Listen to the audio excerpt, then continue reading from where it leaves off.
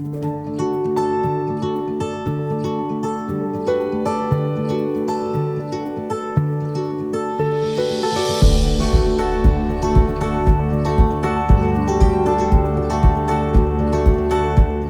qu'on parle d'INRAE, Christophe Schwarz, je vous propose d'enchaîner sur la thématique que vous allez aborder. Donc, vous êtes président du centre INRAE de Nancy, du Grand Est de Nancy.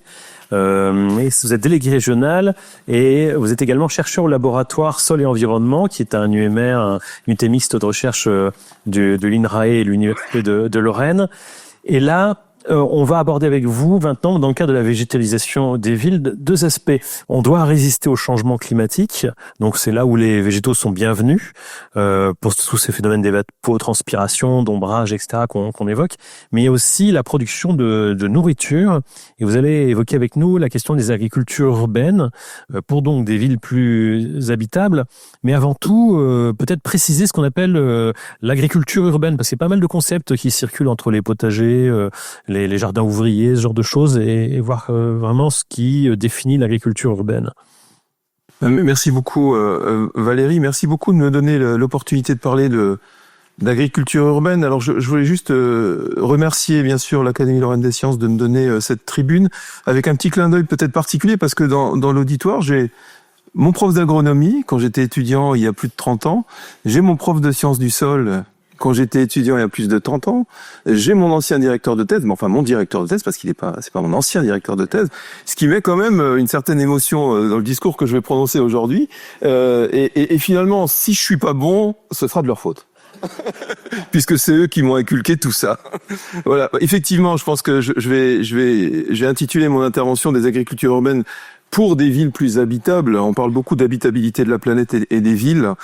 C'est la première fois que j'utilise ce mot par rapport aux agricultures urbaines, mais je pense que ça montre bien, quand on habite quelque part et qu'on y habite bien, c'est multifactoriel. Il n'y a pas que le fait qu'on puisse manger, il y a le fait qu'on respire bien, il y a le fait qu'on soit dans un paysage agréable, entouré de congénères ou d'une nature qui soit adaptée, etc. Donc cette habitabilité, je trouve que c'est un concept très englobant et qui finalement est bien à mettre en relation avec les agricultures urbaines. J'essaierai bien sûr de définir, parce qu'on parle souvent de l'agriculture urbaine, et je suis convaincu qu'il y a des agricultures urbaines, et on est aussi très convaincu que ces agricultures urbaines sont multifonctionnelles. Donc elles vont nous apporter beaucoup de choses. Et elles sont très dépendantes, à mon avis, et j'y viendrai, et j'essaierai de rentrer un peu plus dans le détail par rapport à ça. Tout simplement, leur support et le principal support des agricultures urbaines, hormis l'aéroponie ou l'hydroponie dont il a été question ce matin, reste le sol. Le sol qu'on qualifie parfois d'urbain, mais qui est finalement tout simplement un sol, au même titre que les sols forestiers et les sols agricoles. Donc c'est un peu ce que je vais essayer de vous dire aujourd'hui. J'aime beaucoup cette première photo là, parce qu'on voit bien le contraste. C'est pas un montage, hein. C'est pas une intelligence artificielle qui m'a aidé à faire ça. J'ai simplement prêté ça à un très bel ouvrage qui s'appelle Métamorpholis, et on voit bien finalement ce contraste qui est d'ailleurs le contraste des deux mots agriculture et urbaine. Hein, on a peut-être un peu de mal à les associer de manière comme ça un peu spontanée.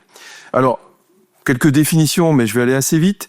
La définition communément admise, c'est que ce sont des formes d'agriculture, c'est logique, localisées dans les villes, avec des extensions parfois aux zones périurbaines, et je pense que c'est très important, cette approche périurbaine, avec des produits qui vont être majoritairement destinés à la ville, en termes de production alimentaire. Je l'ai déjà dit, une multifonctionnalité et un lien très fonctionnel à la ville, avec une alternative aussi parfois entre usage agricole et non agricole des ressources dans la ville. Et là, on est aussi dans les phénomènes de compétition, tant pour ce qu'on appelle parfois le foncier que pour les matières organiques, pour beaucoup de choses. Une concurrence, donc je le disais, une complémentarité d'usage, et puis des coexistences de savoir-faire qui sont multiples. Faire de l'agriculture urbaine, c'est finalement faire de l'agriculture. Donc on a besoin de connaître des itinéraires techniques, savoir comment on fait, comment on sème, comment on irrigue, comment on récolte. Et c'est pas si facile. Hein. en discutant avec des gens qui se lancent dans les jardins partagés ou dans les jardins associatifs, ils s'essoufflent parfois parce qu'ils se rendent compte que c'est du boulot. Donc ça c'est aussi un point extrêmement important d'un point de vue social. Et puis il y a tout ce cycle entre production alimentaire et déchets urbains, parce qu'on sait bien que ces sols urbains sont le principal réceptacle des déchets. Et plus récemment, finalement, avec le développement de ce concept de services écosystémiques, les agricultures urbaines sont aussi en capacité, avec les sols qui en sont le support, de rendre des services écosystémiques. Et si on dit rendre des services écosystémiques, ça veut dire que des fonctions écologiques sont assurées, que ces systèmes fonctionnent, et ça c'est extrêmement important.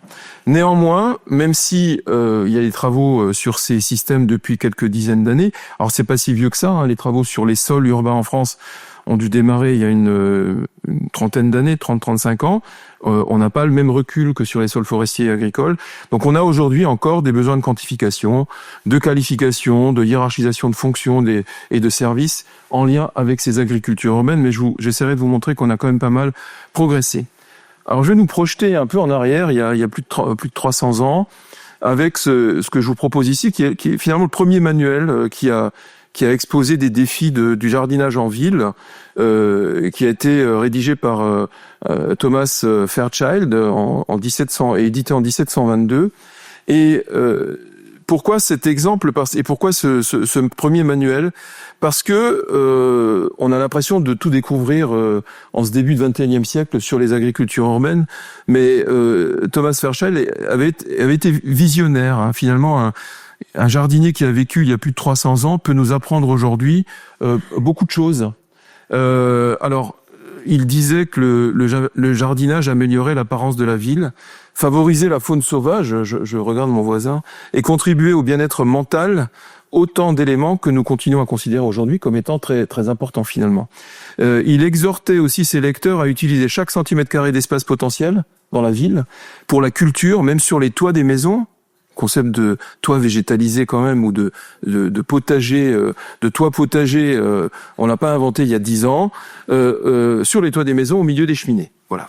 Donc vous voyez que quelqu'un de très innovant à l'époque et assez visionnaire. Alors bien sûr, lui, il n'avait pas tout l'attirail des outils analytiques qu'on a aujourd'hui, toute la science qu'on peut développer, les outils qu'on peut développer, et bien sûr, il n'avait pas toute la littérature scientifique qui est à notre disposition aujourd'hui pour raisonner. Mais ça rend humble finalement par rapport aux idées qu'on peut avoir aujourd'hui.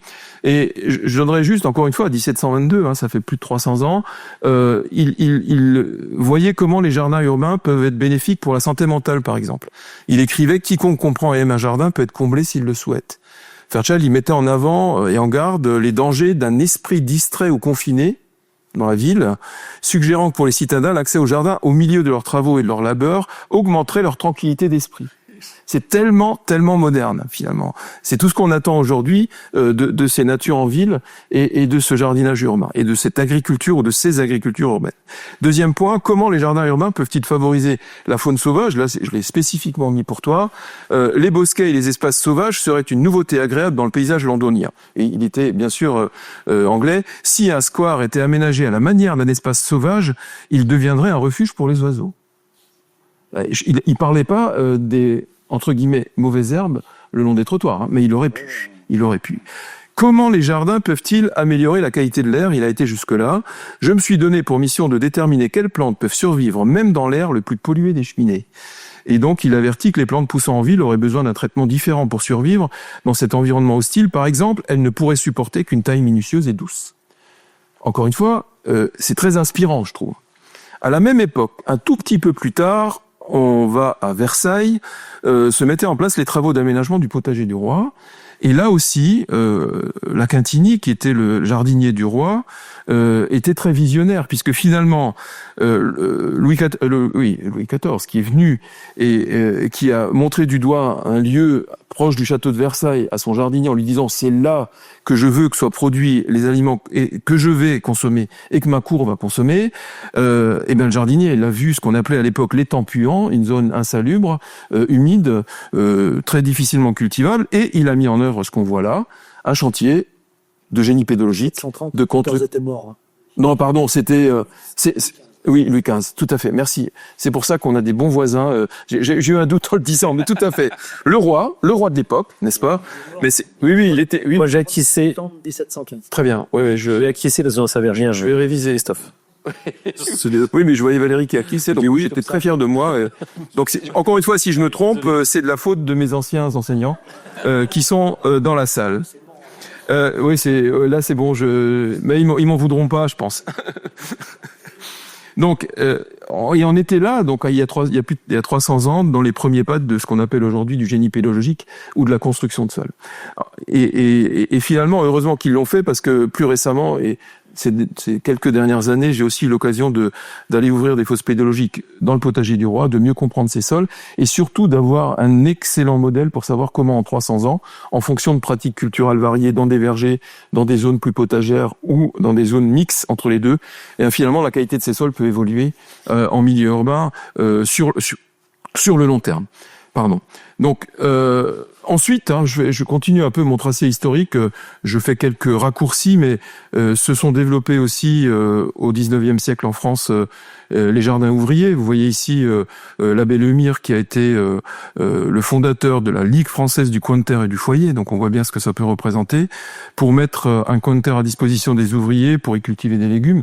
Donc on voyait aussi tout le caractère paternaliste et l'homme qui bêche, l'enfant qui arrose et la femme qui tricote. Et là aussi, hein, c'est plus du tout d'actualité, mais c'était quand même ça à l'époque. Et puis donc l'approche qui est finalement une approche sociale du jardinage, avec les ouvriers au jardin, ou encore l'enseignement ménager, les jeunes filles au jardin. Ah, ouais, justement, là on voit que c'est pas les jeunes filles qui tricotent. Peut-être que l'image d'avant était quand même un peu une sorte de propagande. Bien sûr, c'est ça qu'il faut faire, mais c'est pas forcément ce qui se produit non plus. Hein. Et ce qu'on voyait aussi, c'est que ce jardin finalement. Voilà, parce que là, en train d'allaiter peut-être en plus. Oui, je suis désolé, encore mais une quand on voit l'image suivante, on voit que les vaches sont dans le jardin quand même. Moi, je suis très ému aujourd'hui d'intervenir devant mes anciens enseignants. Je vais m'en sortir comme ça à chaque fois. Et vous voyez aussi en bruit de fond de cette image les fumées d'usine. Hein, donc, on peut imaginer aussi l'impact sur la qualité des sols, etc. Donc voilà, ce côté-là, et ça revient aujourd'hui, hein, le fait qu'il y ait des jardins pédagogiques dans les écoles. Et encore une fois, si on veut que qu'il y ait des urbiculteurs, c'est-à-dire que des gens qui cultivent en ville, autour des villes, il faut aussi qu'ils soient formés. Donc l'enseignement agricole, mais aussi les écoles pour les jardiniers amateurs, etc. C'est extrêmement important. Côté États-Unis, là, juste un exemple aussi, la naissance du jardinage collectif, avec ici une campagne nationale pour changer la relation des Américains avec le jardinage urbain, qui était juste après la Première Guerre mondiale. La Première Guerre mondiale, je me trompe pas de date cette fois-ci, c'est 1917, c'est bon. Oui, c'est bon. Et c'est pendant, ouais. Et pourquoi? C'est aussi pour réduire les dépenses alimentaires, pour nourrir, et donc de très très nombreux jardins à l'époque qui permettaient de to cut food costs, en fait, pour réussir à être autosuffisant. Un autre exemple de la Seconde Guerre mondiale cette fois-ci, qui est plein de sens finalement, hein, c'est ce cratère de bombe aux abords de la cathédrale de Westminster à Londres, où là aussi, sur plusieurs mètres de profondeur, finalement, dans ce cratère de bombe, des jardiniers ont d'abord commencé par construire un sol. Alors à l'époque, on parle pas de construction de sol ni de génie pédologique, avec des briques, de la terre, des déchets organiques, pour pouvoir ensuite cultiver.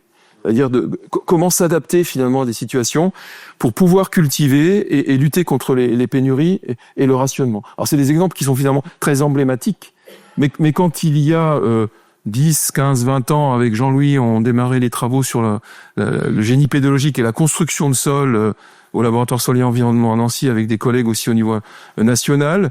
On avait parfois l'impression qu'on avait tout découvert, mais on n'a pas tout découvert, Jean-Louis. On a aussi, même si on connaissait pas cet exemple précis, c'est une forme d'inspiration. À l'époque, bien sûr, ils parlaient pas de génie pédologique, ils envisageaient pas de caractériser ces sols pour leur niveau de fertilité azotée, ni pour leur niveau de contamination par des microplastiques ou des PFAS. Autre exemple, cette fois-ci 1942, évacuation, relocalisation des Américains d'origine japonaise, et on voit ici des cultures de légumes par des détenus sur des petits jardins. On peut faire des choses, et encore une fois, on voit que ces agricultures urbaines au fil de l'histoire, mais aussi ces agricultures urbaines contemporaines, elles peuvent être très très diversifiées. 1961, ça me fait penser aux images que montrait Frédéric Bourgault ce matin, aux œuvres d'art qu'il montrait. Là, c'est des urbanistes qui rêvaient Motopia avec des routes, des terrasses résidentielles, des plans d'eau, des terrains de sport, des jardins ouvriers, et puis finalement une forme aussi très visionnaire de structure sur pilotis qui permettait d'éviter d'avoir des sols imperméabilisés et de laisser des sols ouverts puisqu'on construit au-dessus, un peu à l'image de ces maisons ou de ces bâtiments en forme de boule qui étaient imaginés à un moment donné. Cette boule posée sur le sol n'ayant qu'un point de contact, on préserve le sol qui est autour.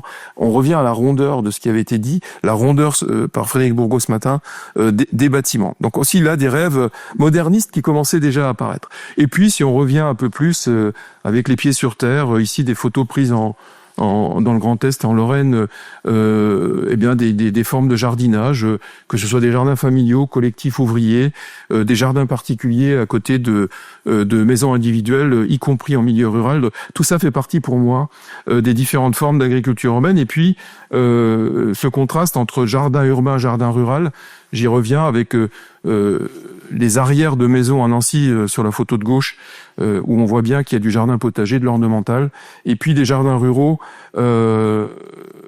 qui là aussi, jardin potager dans des villages qui, à mon sens, contribuent aussi à une forme d'agriculture urbaine. L'agriculture urbaine, on la retrouve aussi dans les villages, et on ne l'étudie pas que, même si c'est ce que j'ai fait majoritairement, dans des métropoles.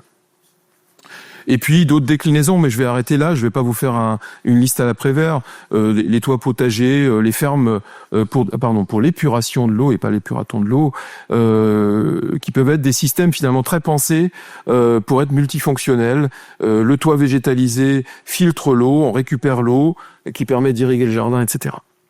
Et qui évite d'ailleurs d'avoir les eaux pluviales dans des installations. Exactement, donc ça peut réguler le cycle de l'eau aussi au niveau urbain, éviter certaines inondations, avoir une meilleure régulation du cycle de l'eau.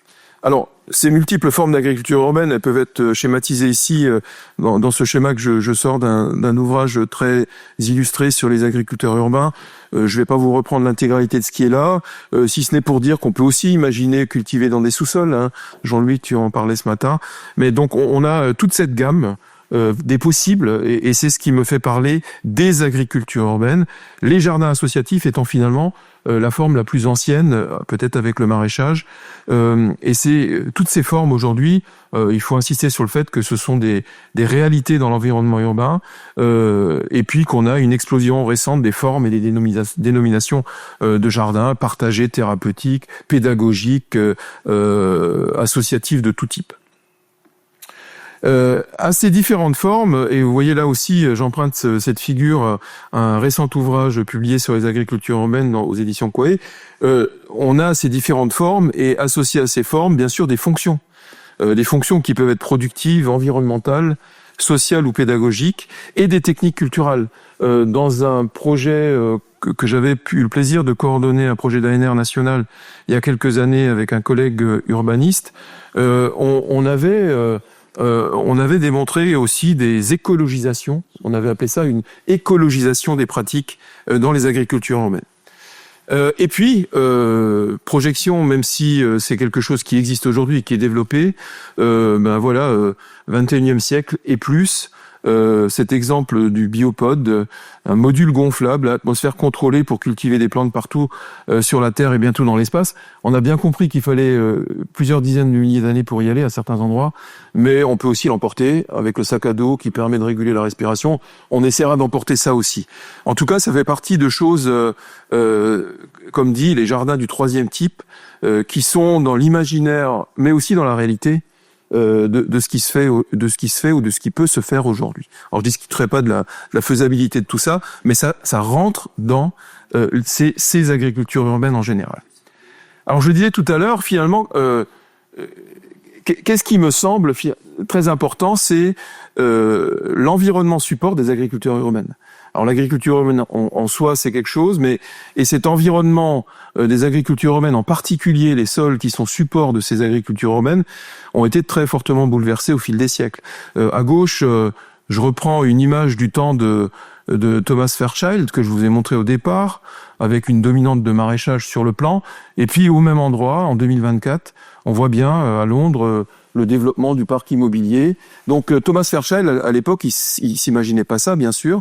Il n'imaginait pas que ces zones de maraîchage allaient disparaître au profit de ce qu'on voit ici, c'est-à-dire beaucoup de sols imperméabilisés, beaucoup de bâtis, avec tout l'impact que ça peut avoir sur les différentes fonctions écologiques et les services écosystémiques rendus. Ce qu'on a étudié au laboratoire avec des collègues au fil des années, c'est finalement cette logique d'anthroposéquence de sol. La ville, elle n'est pas statique, elle est dynamique. Et un sol qui est quelque part aujourd'hui en périphérie de la métropole du Grand Nancy pourra peut-être évoluer comme ce sol en périphérie de l'aire urbaine parisienne, qui au départ était un sol agricole en 1921 ou un sol maraîcher, et qui progressivement a quitté cet usage agricole pour changer d'usage, rentrer dans l'usage industriel et finalement s'exaucer, être transformé avec des matériaux divers et variés qui vont être apportés, et avec une implication aussi en termes de niveau de contamination, de niveau de fertilité de ces sols. Donc, pourquoi je vous montre ça? C'est parce que finalement, les sols en ville évoluent de manière très dynamique, et qu'il faut avoir ça à l'esprit. On n'est pas dans des systèmes qui sont statiques. Et ces sols urbains, support des agricultures urbaines, ils sont aussi très diversifiés. Je vous montre ici un panorama qui est presque artistique, qui est beau. Il y a une forme d'esthétique dans ces profils de sol sur 1,50 m, 2 mètres de profondeur. Je vous montre ici simplement une série de profils de sol qu'on a pu ouvrir dans des métropoles françaises comme Nancy, Nantes et Marseille, où on voit toute cette diversité de sols en ville. Et cette diversité de sols en ville, elle s'exprime finalement le long d'un gradient d'anthropisation, d'un gradient de transformation qui va de sols qui sont pseudo-naturels, qui sont très proches de sols naturels, pour aller jusqu'à des sols imperméabilisés sur la droite, en passant par ces sols de jardins potagers ou d'agriculture urbaine, qu'on appelle aussi parfois des anthrosols. Mais on voit bien que la ville n'est pas que le lieu de développement de ce qu'on appelle des technosols ou des anthroposols ou des sols très fortement modifiés. Ils sont aussi, la ville est aussi le lieu de sols pseudo-naturels qu'on se doit finalement et qu'on se doit certainement de préserver pour ensuite pouvoir mettre le bon usage sur le bon sol. C'est aussi ça la question par rapport à ce que j'ai pu dire tout à l'heure. Alors, j'avais eu le plaisir de coordonner un ouvrage en 2010 que j'avais intitulé Jardin potager terres inconnues, et à l'époque, donc il y a une quinzaine d'années, on avait synthétisé certaines choses. On avait bien compris que les agricultures urbaines et les jardins urbains étaient des systèmes écologiques, économiques et sociaux complexes. Alors quand on a dit ça, on n'a rien dit, on a tout dit. Les sols de jardin sont certainement les supports de production alimentaire les moins connus. Ça c'est important parce que les sols des villes sont les moins connus des sols. Et ça, il faut bien l'avoir à l'esprit. Donc on a une vraie marge de progrès, et que leur qualité dépend de facteurs d'influence multiples. L'environnement physique, l'histoire, je l'ai démontré juste avant, les caractéristiques propres au jardin, les jardiniers, leur pratique, qui est un phénomène majeur dans la détermination de la qualité et de la santé des sols de jardin, les productions, les contextes socio-économiques. Et à l'époque, en 2010, on disait, il faut qu'on arrive à dégager des typologies de jardins potagers, acquérir des données d'inventaire, mettre en place des outils et des démarches d'évaluation des risques environnementaux et sanitaires liés au jardin. Tout ça en essayant aussi de dépasser les préjugés souvent négatifs, parce que quand on parle de ville, on parle aussi souvent sous l'influence de certains préjugés, où on va penser que finalement tous les sols des villes sont contaminés, tous les sols des villes sont dégradés, et je pense que ce n'est pas vrai. Donc on a des vraies perspectives en termes d'implantation des agricultures urbaines sur les sols les plus adaptés dans et autour des villes. Alors les synthèses qui sont sorties plus tard, on a travaillé pas mal sur ces sujets. Ici on dit milieu des années 2010, avec des données qu'on a pu comparer le long d'un gradient depuis des sols forestiers avec des inventaires nationaux jusqu'à des prairies, des parcelles agricoles cultivées, des vignes et vergers, les fameux jardins potagers, et puis à droite, là où il y a l'immeuble, là des sols urbains industriels. On voit que pour la matière organique, le carbone organique par exemple, on a des teneurs en carbone organique finalement dans ces sols urbains et d'agriculture urbaine qui sont à des valeurs comparables à ce qu'on a pour des sols forestiers. Le phosphore assimilable par les plantes, essentiel, là on voit un pic. On a d'ailleurs des effets de surfertilisation en ville, donc on est très largement pourvu, peut-être même plus. Ça montre bien que les pratiques peuvent encore être régulées, améliorées. Pour le plomb total, alors je vous donne un exemple de contaminant. Et là, on voit ce qui paraît assez classique, hein, c'est l'a priori, mais c'est une réalité, une augmentation croissante, voire exponentielle, des teneurs en polluants quand on passe des milieux forestiers, agricoles, ruraux, jusqu'aux agricultures urbaines et ensuite les milieux urbains et industriels. Mais significativement plus fort, hein, pour les sols de jardin. Et puis, on parle de biodiversité. On avait compilé à l'époque, et on a publié ces résultats, des résultats concernant la biodiversité. Je vous prends l'exemple ici de la mésofaune et de micro-arthropodes comme les colamboles. Et on s'est rendu compte, à notre grande surprise à l'époque d'ailleurs, sur ces grands nombres de données, qu'on avait une diminution de ces indicateurs d'abondance, hein, et de groupes de colamboles en proportion depuis la forêt vers l'agriculture, et un bond avec une augmentation de ces index au niveau des milieux jardinés ou des villes ou voire des friches industrielles, ce qui peut en partie être lié aux teneurs en matière organique dont je parlais, mais aussi à des micro-habitats qui sont favorisés dans les villes. Alors, on continue nos travaux. Je suis un peu dans l'histoire et ce que j'ai pas dit au départ, c'est que je suis aussi très heureux d'intervenir aujourd'hui parce qu'on a la chance d'avoir des interactions à la fois avec les services de la métropole, mais aussi de la ville de Nancy. Et je vois Loïc qui est là aujourd'hui du service écologie et nature de la ville de Nancy, qui nous donne finalement dans des interactions de travail en recherche sous des formats de laboratoire vivants, en quelque sorte, l'opportunité d'aller sur le terrain, de travailler ensemble et d'observer ensemble et de développer des outils ensemble. Là, on est sur un programme de recherche plus récent. Vous voyez un réseau de points d'observation sur la métropole du Grand Nancy, sur des ronds-points végétalisés, sur des parcs et jardins, sur des accompagnements de voirie, sur des sites productifs en jardin ou fermes urbaines ou des jardins familiaux. Alors là, ce que je disais tout à l'heure, on le fait sur ce projet-là, on l'a mené à Nantes, Paris, Nancy et Montpellier.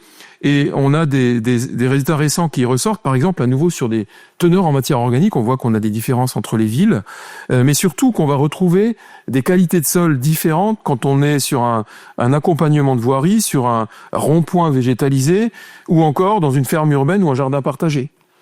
Il est essentiel de connaître cette fertilité des sols pour savoir si le sol est capable d'être support d'agriculture urbaine. Alors là, on voit très bien, à nouveau, cette augmentation des teneurs en matière organique dans les sols support d'agriculture urbaine. Et je reprends l'exemple des colamboles qu'on avait déjà décrit 5-10 ans avant, mais avec moins de détails qu'ici. Et là, on voit aussi que cette diversité de la mésofaune, eh bien, elle va augmenter quand on part encore une fois, des sols ouverts, végétalisés, accompagnant les voiries, hein, le long des routes, vers des parcs urbains, des ronds-points, des fermes urbaines, et le jardin partagé finalement est la zone la plus appropriée finalement pour favoriser cette diversité.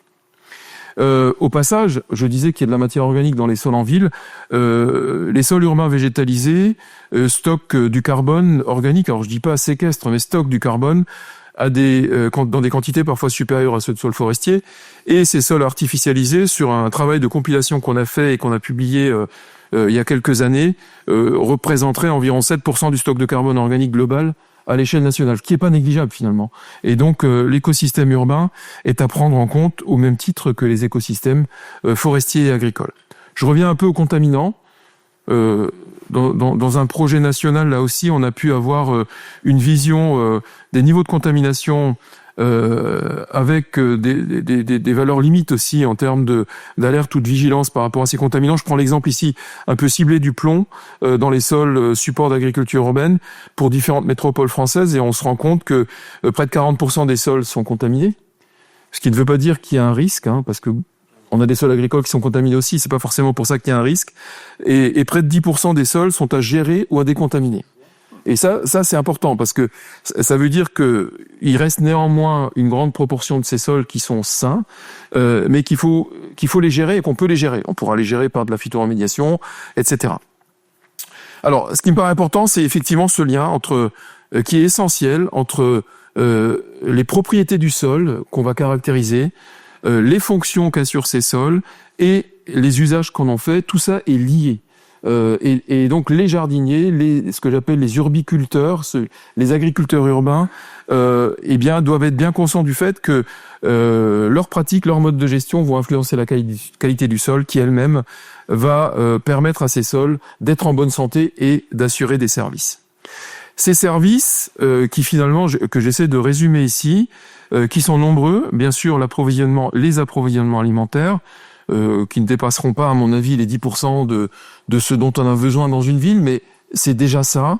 La régulation de la biodiversité, l'amélioration de la qualité de l'air, parfois aussi la régulation du bruit, une forme de régulation aussi des cycles de déchets urbains, et puis la régulation du climat global via la séquestration ou le stockage de carbone, et puis les régulations, bien sûr, du climat local urbain par la végétalisation, la limitation du ruissellement des eaux pluviales et la qualité de l'eau, et puis, à ne surtout pas négliger, à mon avis, les services culturels, paysagers, l'estime de soi, la cohésion sociale, très liés à ces agricultures urbaines. Bon, quelques valeurs, mais rien n'est vraiment très sûr aujourd'hui, mais je tenais quand même à vous donner quelques niveaux de production végétale, c'est-à-dire, en gros, est-ce que ces agricultures urbaines, elles produisent pour alimenter les gens je pars des serres hydroponiques, 25 à 30 kilos de matière par mètre carré, des toits potagers 5 à 8 kilos, macro-potagers 2 à 4 kilos, maraîchage 1,7 à 2 kilos, jardin associatif 0,2 à 2,5 kilos par mètre carré. Et puis pour les systèmes high-tech, on a beaucoup plus de mal à avoir des données, finalement. Mais on voit bien que ça produit. En fonction des agricultures urbaines, ça produit. Et on a aujourd'hui des études à la fois quantitatives et qualitatives, et ce que je disais tout à l'heure, une écologisation des pratiques qui fait aussi que ce qui est produit est sain. Bon, je fais peut-être un raccourci, on n'a pas beaucoup de temps aujourd'hui, mais est sain. Je prendrai juste une minute pour insister sur ce point-là. C'est des travaux qu'on a menés avec des collègues il y a quelques années auprès de jardiniers amateurs dans les villes, où on s'est rendu compte finalement que jardiner est bien plus que produire des aliments sur des sols urbains en ville.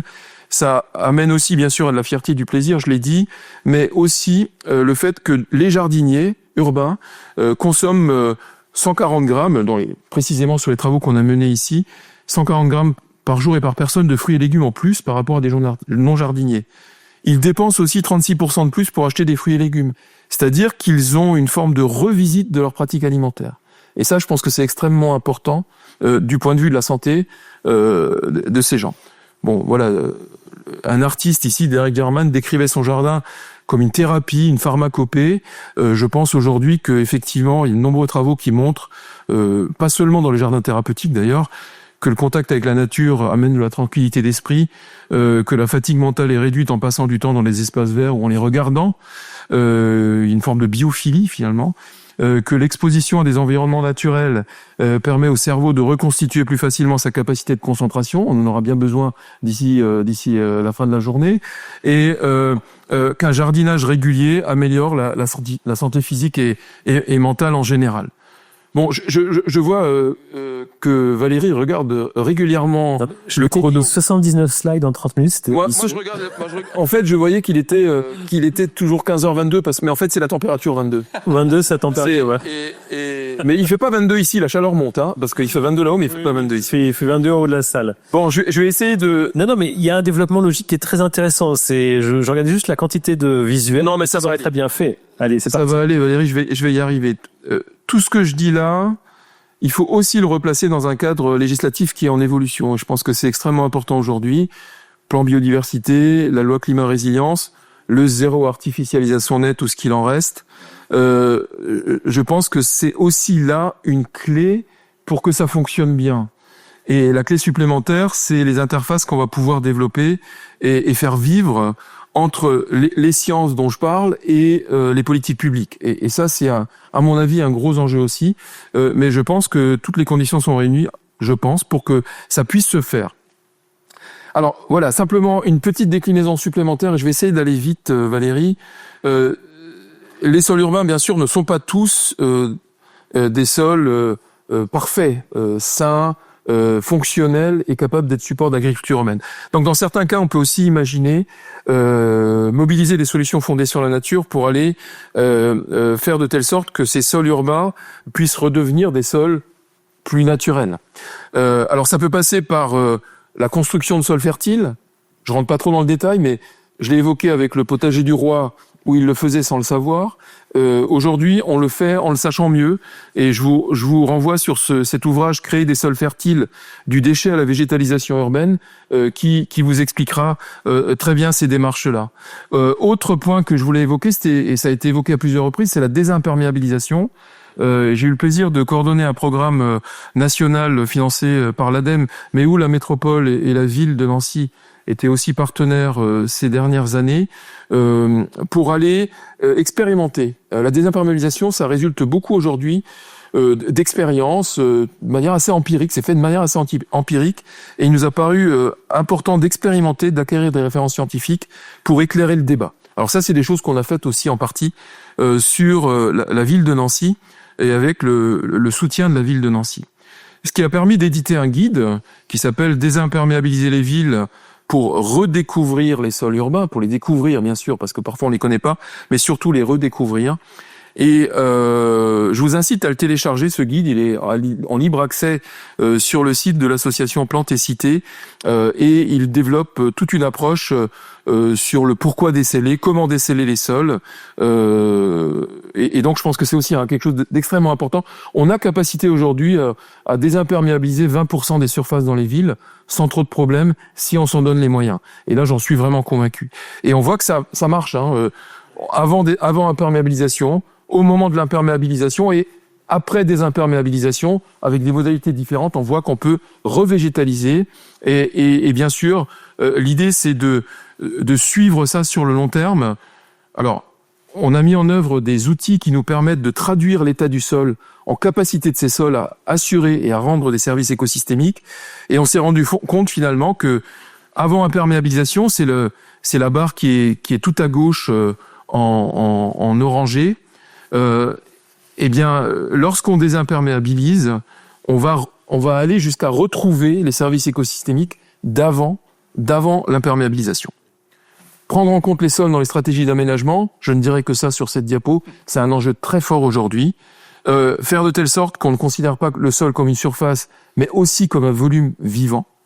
Et communiquer. J'aime beaucoup cette œuvre d'art qui s'appelle Earth Telephone. C'est un téléphone, je vous rappelle. Bon, beaucoup d'entre vous savent que c'est un téléphone. Quand je suis devant un public d'étudiants, je suis obligé de leur expliquer ce que c'est, parce qu'ils ne savent plus ce que c'est ça, là. En tout cas, ce qui est à gauche, pas ce qui est à droite. Et vous voyez que le téléphone, il est connecté avec la mode de terre. Donc il faut communiquer, former, sensibiliser et impliquer. Ça, c'était à l'époque, voilà, le manuel de jardinage. On a aussi des bouquins aujourd'hui, Jardin, potager, terre inconnue. On a fait un travail avec l'ADEME sur une rétrospective de 30 ans de recherche sur ces sujets. Un guide aussi libre d'accès chez Plantes et Cités sur les clés pour comprendre et agir quand on a une présomption de pollution en ville. Les sols urbains sont-ils cultivables? Développer des projets d'agriculture urbaine, les agricultures urbaines en France. Beaucoup de littérature qui vont aussi apaiser vos cerveaux. Et vous pouvez aller lire ça assis sur un banc dans un espace vert urbain. La formation. On a développé avec des collègues architectes et urbanistes à Nancy et en lien aussi avec l'école d'agronomie des modules croisés de formation entre des urbanistes, des architectes, des agronomes et des gens des sciences de l'environnement. Ça a permis de faire travailler les étudiants ensemble. Et puis, on a aussi pu, avec des collègues enseignants à l'école d'architecture, récemment contribuer à l'édition d'un livre qui s'appelle « Habiter la métropole agri-urbaine ». Ça veut dire ce que ça veut dire, et édité aux éditions universitaires de Lorraine, à l'Édule. Voilà. Là aussi, vous pouvez l'acheter et le lire. Les sciences participatives, vous avez un QR code ici, mais vous l'aurez en ligne, sur un projet mené avec le muséum d'ailleurs. Donc ça s'appelle Cubes, pour améliorer les connaissances sur la biodiversité des sols. Et un autre projet de recherche participative de la faune du sol en milieu urbain, développé par une collègue du laboratoire Sol et Environnement, et projet qui s'appelle Jardi Biodive. Là aussi, si vous allez sur le net, vous tapez Jardi Biodive, vous pouvez être partenaire. Et puis, j'en viens à la fin, le projet qui a démarré tout récemment et qui va durer jusqu'en 2029, qui s'appelle Ville Garden, et dans lequel on appelle aussi des volontaires pour participer au projet, qui repose sur la participation des habitants, pour travailler ensemble sur la contribution des espaces verts résidentiels à la transition vers des villes biodiverses et perméables. Ça se fait à Nancy, sur la métropole du Grand Nancy, à Paris, à Angers, à Nantes, à Montpellier, Marseille, Lyon et Dijon. Donc si vous êtes nancéen, n'hésitez pas à flasher le QR code et vous pouvez envisager de participer à ce projet qui là aussi va continuer à amener de la science là où Thomas Fairchild, lui, n'avait pas toute cette science. Je chante ça, c'est vraiment pas important. C'est des perspectives. J'ai juste une idée supplémentaire, c'est qu'il faut qu'on projette tout ce qu'on raisonne aussi ici aujourd'hui ensemble à des échelles européennes et internationales. Au niveau européen aujourd'hui, il y a une mission dédiée au sol qui a comme ambition aussi de développer 100 laboratoires vivants et sites de démonstration pour mener la transition vers des sols sains à l'horizon 2030, c'est bientôt, en Europe.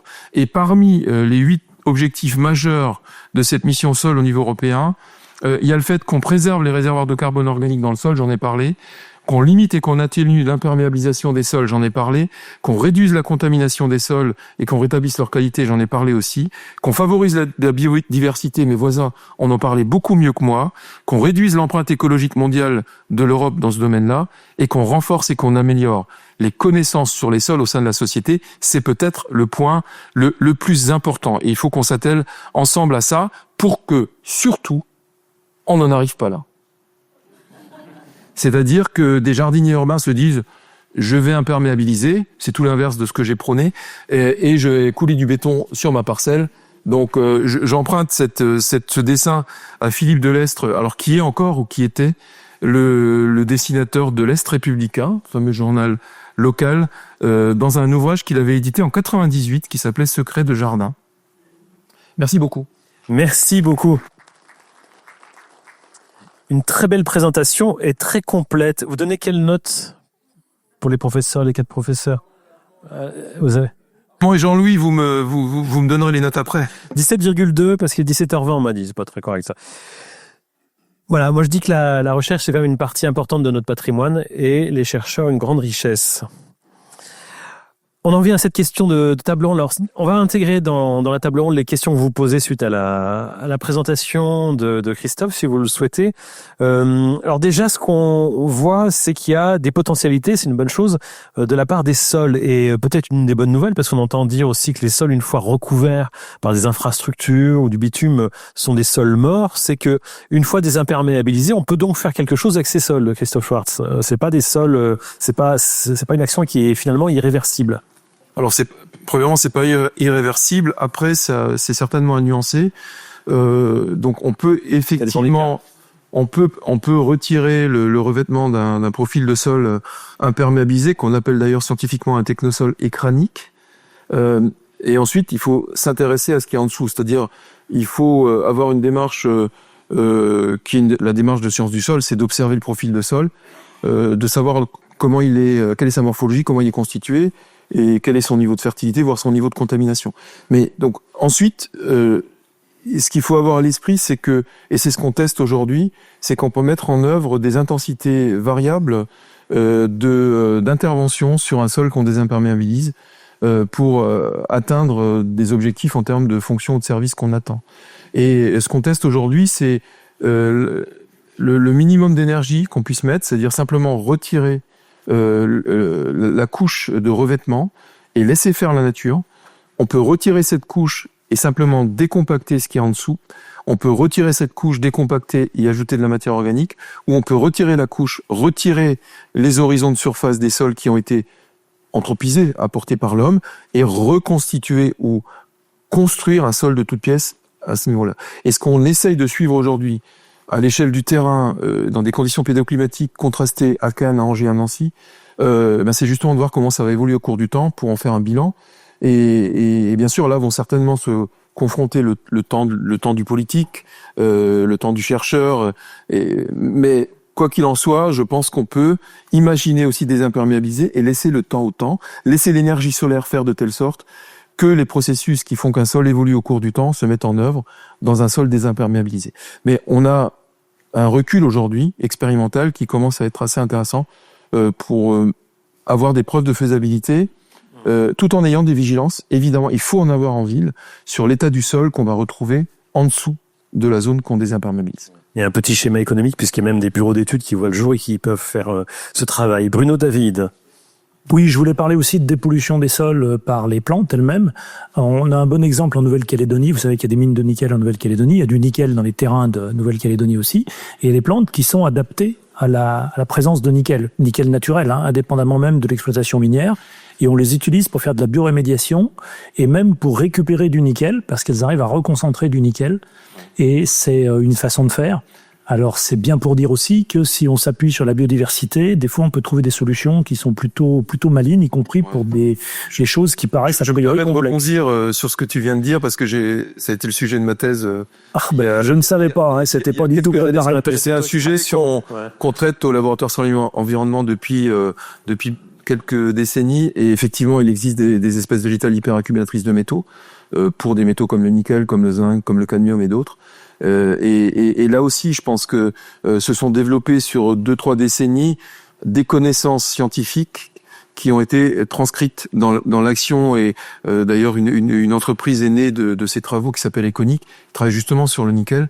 Et on voit bien que la connaissance agronomique, finalement, et la connaissance botanique d'abord, après la physiologie des plantes, la domestication de ces espèces, leur culture et l'optimisation des rendements d'extraction de métaux peuvent ensuite être transférés dans des visions qui sont beaucoup plus appliquées, industrielles. Et on voit tout le schéma qui peut être parcouru depuis une découverte botanique à un moment donné jusqu'à une application qui sera plus industrielle. Comme quand les mauvaises herbes moches, des fois ça sert. Exactement. Jean-Marie Parisi, message. Jean-Marie Parisi pour... Oui, juste une information pour le public. Le 18 mars, vous aurez ici une communication du professeur Marie-Odile Simoneau sur la valorisation des métaux extraits par les plantes. C'est ce qu'ils appellent l'agromine. Ouais, la phytoextraction. Vous saurez tout là-dessus. La phytoextraction avec, en plus, ici, à Nancy, le génie des procédés, Marie-Odile Simoneau. Et quand on met ensemble l'agronomie et le génie des procédés, l'agronomie, la pédologie et le génie des procédés, ça peut faire un beau bébé. Ça fait justement ce qui s'est passé, et cette montée en compétence sur ces aspects-là et ces connaissances nouvelles. Alors, on a cette bonne nouvelle, 20% donc de possibilités de biodiversité. Des questions ou des interventions? Non, c'était un complément et effectivement, c'est un très bel exemple de l'intérêt de plantes qui, a priori, sont essentiellement, elles ont un intérêt botanique, qui sont passés à un intérêt économique et qui a boosté la recherche de nouvelles espèces.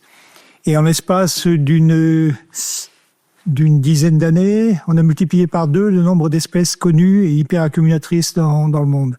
Donc ça, je trouve que c'est effectivement assez emblématique des questions de biodiversité et ça montre que on est en train de perdre, on le sait, mais on perd des espèces banales a priori, mais qui ont un intérêt économique, en tout cas un intérêt en termes de services colossal. Et ça veut aussi dire que quand l'homme ou le chercheur se penche sur une question, on trouve au fur et à mesure des nouveautés.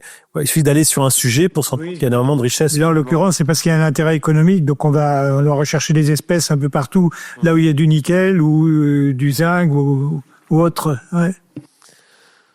Oui, je voudrais féliciter Christophe pour son exposé remarquable.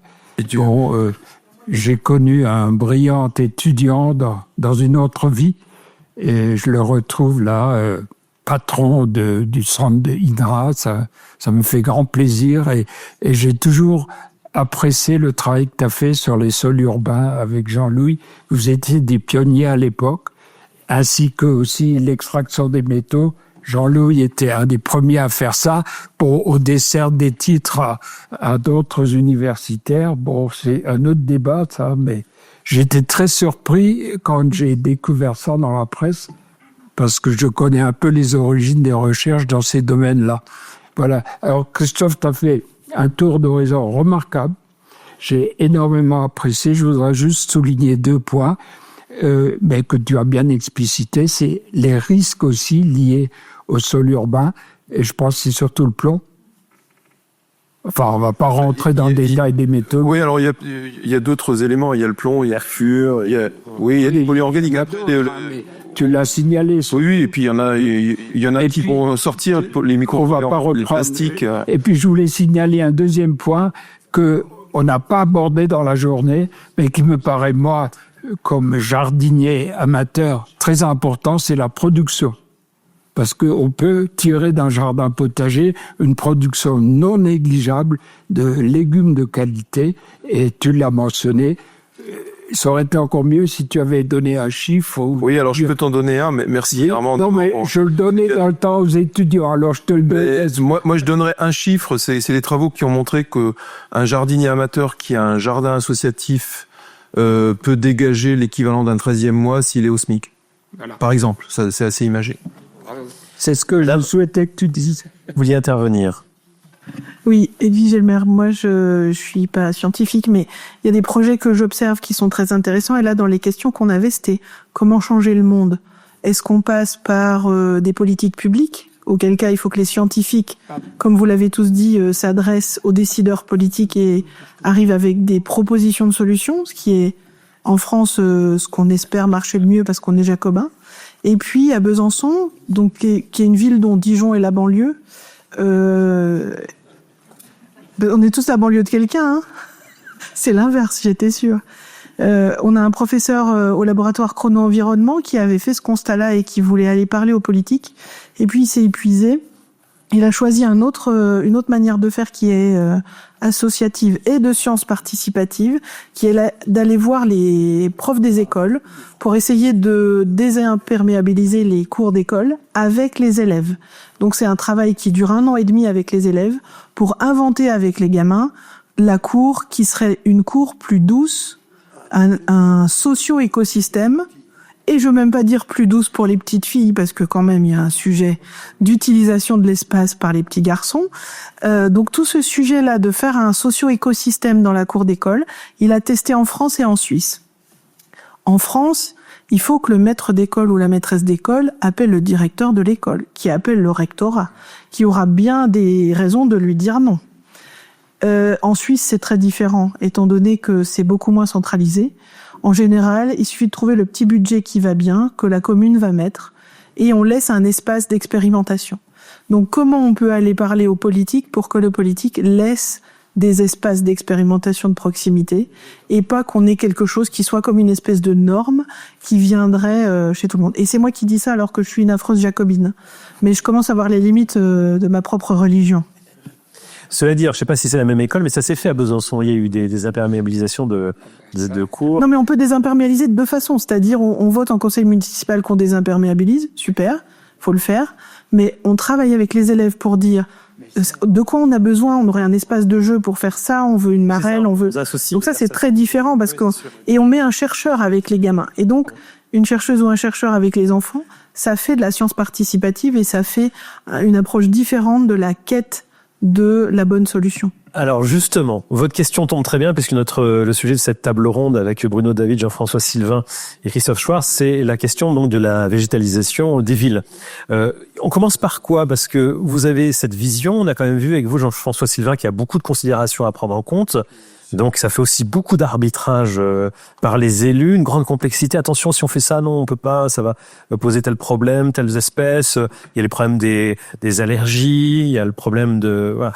Bruno David, qu'en pensez-vous? Il faut commencer par quoi? Est-ce que c'est si complexe que ça d'ailleurs, ou est-ce que on peut avoir des actions, des premiers pas qui sont encourageants et qui vont permettre de mettre le pied à l'étrier?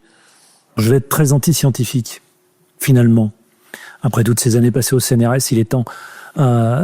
C'est qu'en fait, on n'a pas trop besoin d'aller dans les détails scientifiques. On peut le faire, mais ça prend du temps. Tu l'as dit, hein, ça prend du temps, le temps des études, le temps de la mise en œuvre. On sait que si on désimperméabilise, si on fait un certain nombre de choses, de toute manière, ça ira mieux. Est-ce qu'on a besoin de mesurer précisément de combien ça va aller mieux avant d'enclencher l'action? Je pense que c'est totalement inutile. Faut enclencher l'action et il faut y aller. Je fais énormément de conférences devant des industriels maintenant depuis pas mal d'années parce que je pense que les entrepreneurs, les entreprises en général, quelles qu'elles soient, c'est aussi un levier d'action fort pour finalement améliorer les choses. Et j'ai renoncé à leur dire, écoutez, on va faire une étude préalable pour avoir estimé à peu près le T0 de votre système, de vos emprises territoriales, par exemple, et puis on va voir quelles actions on peut mettre en œuvre, et puis après on viendra remesurer, après avoir mis en place les actions, savoir comment ça va. Autrement dit, on se retrouve dans 10 ans. Ça, c'est pas entendable de la part d'un industriel. Donc je leur dis, écoutez, vous avez besoin de choses mesurables. Vous allez mesurer la manière dont vous réduisez les 5 facteurs de pression sur la biodiversité. On peut mesurer le bilan carbone, on réduit le facteur climatique, on peut mesurer l'emprise territoriale, on peut mesurer la pollution, on peut mesurer des choses comme ça, et on n'a pas besoin de savoir de combien ça ira mieux. On sait que ça ira mieux. Donc on peut enclencher l'action. Eux, vis-à-vis de leurs actionnaires ou de leur bureau directorial, ils peuvent dire, voilà, on a diminué de tant de pourcents, voilà l'effort qu'on a fait, voilà ce que ça a donné. Et tout le monde est content finalement. Et si à côté, on veut faire une étude scientifique précise, on peut toujours la faire. Mais ça ne doit pas être un frein initial à l'action, en quelque sorte. Ouais. On entend souvent ça, enfin, moi j'entends souvent dans les colloques en ce moment, c'est on a déjà beaucoup de connaissances. Ça suffit, on peut y aller. Ouais, maintenant, c'est qu'est-ce qu'on fait, comment on agit, comment on se concerte pour pouvoir agir, quand même en prenant en compte les connaissances. Oui, mais si on veut désimperméabiliser des sols, des cours d'école par exemple, comme ça vient d'être dit, on n'a pas besoin d'une étude préalable pour savoir que ça ira mieux une fois qu'il y aura plus de goudron dans la cour de l'école. Christophe Schwartz. Je suis complètement d'accord avec ce qui vient d'être dit. D'ailleurs, ça s'est fait bien avant que la science y mette le nez.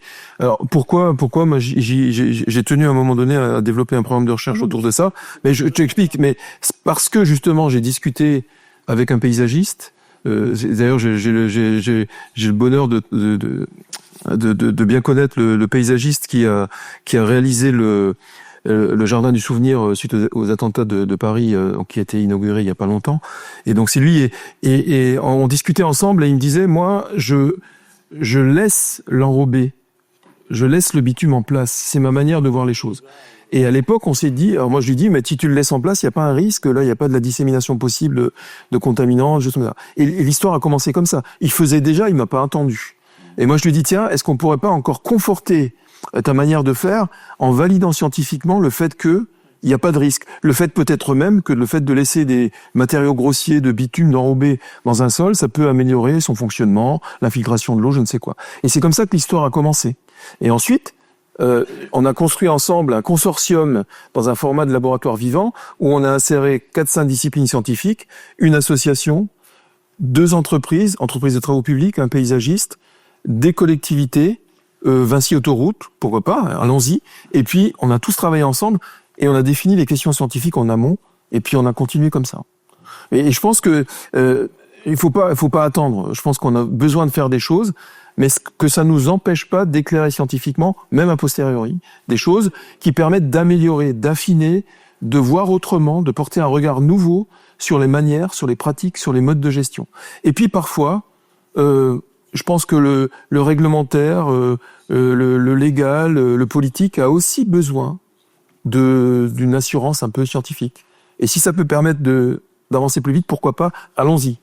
Mais on le fait ensemble, Edwige, comme tu le dis, on met ensemble les citoyens, finalement, pourquoi pas un élu aussi avec une assoce, des chercheurs, et puis le chercheur, il vient pas dire comment il faut faire. Il écoute et on construit ensemble le programme de recherche. Et ça, c'est un mode nouveau de construction d'un programme de recherche. Et c'est toute la logique des laboratoires vivants. Jean-François Sylvain. Il faudrait appuyer sur le bouton. On est dans un monde du paraître et aussi de la statistique d'une certaine manière. Donc je pense que la science, on l'a dit un peu ce matin, il faut aussi pouvoir écouter ce qu'elle dit. En anté ou en poste, alors vous avez évoqué le poste, je pense que c'est important, voilà, de pouvoir dire ça, pourquoi ça a fonctionné et comment ça, voilà. On le voit aujourd'hui sur au niveau, je dirais, de toute la stratégie biodiversité nationale. Il y a des objectifs. Bon, même si on peut ne pas être d'accord sur les 30% d'aires protégées, ou sur les 10% en protection forte, ça dépasse l'aspect ville, bien entendu. Bon, on voit bien qu'il y a un intérêt fort des politiques à dire on a atteint les 30%, ou on a atteint les tant de pourcents de protection forte. Le problème, c'est que la réalité derrière, elle est souvent très loin au plan écologique, au plan du succès biologique de ces initiatives. Hein. Dans les 30% d'aires protégées en France, il y a pour nous scientifiques, il y a des sites qui ne sont pas protégés. Et si on revient à l'échelle de la ville, ça veut dire aussi qu'il faut peut-être, alors que c'est contradictoire, nous les scientifiques, c'est de laisser tomber les chiffres et finalement aller dans la bonne direction. Non, pas laisser tomber les chiffres, non. Mais justement, ce que j'ai essayé peut-être un peu maladroitement d'expliquer, c'est qu'il faut pas, je dirais, survendre ou vendre. Bon, il est légitime d'essayer d'abord en ville, puisque la ville a été construite pour l'homme, d'améliorer l'état, je dirais, le plaisir de vivre des humains et leur santé à la fois physique et mentale. Hein. Mais attention à ne pas vendre en même temps une sauvegarde de la biodiversité qui ne serait pas en fait une réalité, hein, parce que tout le monde ne s'adapte pas à la ville, etc. Hein. Donc il faut faire tout de même attention à un moment qui est une sorte de juge de paix, qui doit être pour moi scientifique, qui vient de dire, ben oui, ça a été fonctionnel. Je comprends bien. Mais la question que je posais, c'est aussi la question de l'équilibre qu'on donne entre l'action et la complexité. On est dans des situations, dans des systèmes complexes. On le sait. Malgré tout, à un moment donné, on doit faire des choix et on peut pas embarquer toute la complexité avec les choix. Donc, comment on fait des choix qui sont pas des choix qui sont pas stupides, où on regrettera, sans embarquer toute cette complexité qui va être quand même un frein pour les décideurs d'une certaine manière. Alors, à l'inverse, on peut pas non plus dire tout droit et faisons n'importe quoi. Hein. C'est pas la question, mais c'est justement ce point d'équilibre. Comment on le trouve afin de trouver une conciliation possible entre les personnes qui vont agir et les personnes qui vont observer pour voir si l'action va dans le bon sens aussi sur un plan de biodiversité ou sur un plan écologique. À ce moment-là, il faut pouvoir, parce que j'ai écouté Bruno pendant ce temps-là aussi, il faut pouvoir séparer là où le corpus de connaissances est suffisant, hein, et là où il reste tout de même des lacunes de connaissances. C'est ça. Hein. Bon, nous on le voit justement sur cette querelle un peu difficile autour des énergies renouvelables. Bon, il y a des lacunes de connaissances sur l'incidence, par exemple, des fermes photovoltaïques, j'allais dire sur les chauves-souris, par exemple. Hein. Bon, et il faut arriver justement pour avoir une approche qui soit solide, il faut tout de même arriver à combler ces lacunes de connaissances. Et ça, la science est capable de pouvoir dire à un moment donné, je pense que tu as été vite sur les aspects prospectifs, mais c'est inclus dedans. J'avais plus de temps. Voilà. Christophe Schwarz? Ouais, moi je pense qu'il y a un point qui me paraît extrêmement important et c'est deux notions. C'est la notion d'observatoire. Je pense qu'on a besoin d'observation et d'observation qu'on est capable de mener au cours du temps sur des socio-écosystèmes qui nous intéressent, en particulier ici la ville, avec ses agricultures urbaines ou sa végétation urbaine.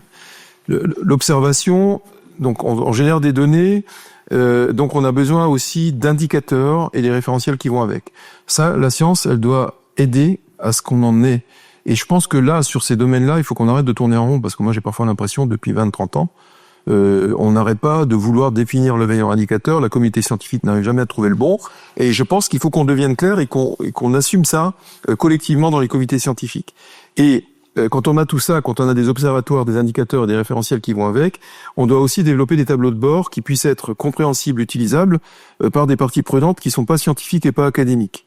C'est-à-dire qu'ils puissent ensuite utiliser ça comme des outils qui leur permettent d'orienter leur politique, d'orienter les évolutions des modes de gestion, des pratiques, etc. Et ce, pour des citoyens qui ont un jardin derrière chez eux, pour un élu d'une métropole avec ses services, des espaces verts, qui doit gérer la nature ou les natures en ville sur son territoire, et pour tout le monde. Hein. Mais ça, je pense qu'il faut vraiment qu'on y arrive. On est beaucoup plus en avance aujourd'hui qu'il y a quelques années, mais on a encore un cap à passer. Et ce cap, il faut qu'on le définisse au niveau local, au niveau national. Et moi, je suis convaincu, je suis un Européen convaincu, qu'on a besoin d'une forme d'aménagement de tout ça au niveau européen et qu'on pousse pour que, au niveau des pays membres européens, partout, on ait des interfaces sciences politiques publiques qui fonctionnent. On va commencer par Bruno David. Je pense qu'il faut presque, par moment, être en capacité d'inverser la logique.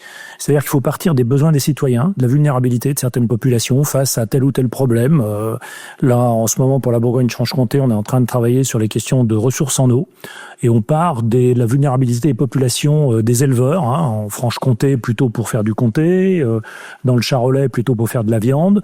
De quels besoins en eau ont-ils...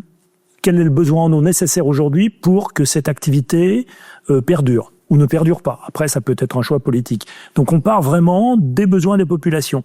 Et on regarde de quelle science on a besoin ensuite pour répondre à cette question-là. Est-ce que l'activité d'élevage peut continuer telle qu'elle est ou pas telle qu'elle est? Si c'est telle qu'elle est, il n'y a pas de problème. Si c'est pas telle qu'elle est, qu'est-ce qu'on peut faire? Donc on peut transposer ça à la ville. Et on peut transposer ça à la ville. Je le dis parce que c'est exactement ce que je fais en ce moment pour la présidence de région Bourgogne-Franche-Comté, où on a mis en place un groupe de scientifiques qui réfléchit à la thématique de l'eau. Et on vient de le cibler la semaine dernière sur la question de l'eau pour l'agriculture. On verra, les autres usages sont pas oubliés. Simplement, il faut commencer par un bout. Et on regarde, on a des cartes, par exemple, de la densité des bovins par hectare sur toute la région. Et on a également des cartes de la consommation d'eau de ces bovins par hectare également, où on s'aperçoit que les vaches à lait boivent plus que les vaches à viande. Je ne le savais pas. J'ai découvert ça. Mais c'est comme ça, mais c'est vrai. Il y a plus de consommation d'eau. Après, on peut plaquer là-dessus la situation climatique actuelle. Quel est le bilan hydrique de chaque commune là-dedans? Parce que ce qui est intéressant après, c'est le maire de la commune, lui, il a besoin de cliquer sur la carte pour savoir quelle est la situation de sa commune. Quel est le bilan hydrique? C'est-à-dire, qu'est-ce qui tombe, qu'est-ce qui repart? Et qu'est-ce qui reste comme eau disponible?